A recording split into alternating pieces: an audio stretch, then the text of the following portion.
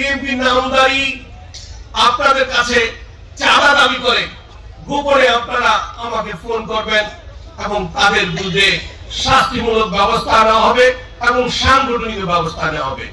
কোন চাঁদাবাজের স্থান শফিকুর রহমান কিরণের রাজনীতিতে সুযোগ নাই। কোন সন্ত্রাসীর স্থান শফিকুর রহমান কিরণ প্রশ্রয় দেয় না। অনেকে মন্ত্রী ছিলেন, অনেকে এমপি ছিলেন, কিন্তু আজকে তাদের অবস্থান কোথায়? আমরা তাদেরকে আসতে দিতে চাইলেও তারা কিন্তু আসবে না।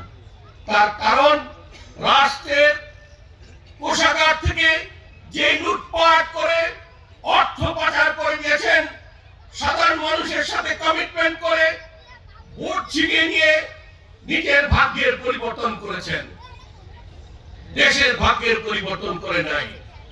16 বিলিয়ন টাকা বাংলাদেশ থেকে বিদেশে পাচার হয়ে গেছে।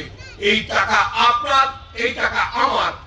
আজকে থেকে 17 বছর আগে যে রাস্তাঘাটগুলি দেখে গিয়েছিলাম, আজকে থেকে 17 বছর আগে যে অবস্থা দেখে গিয়েছিলাম, সেই অবস্থার পরিবর্তন হয়নি।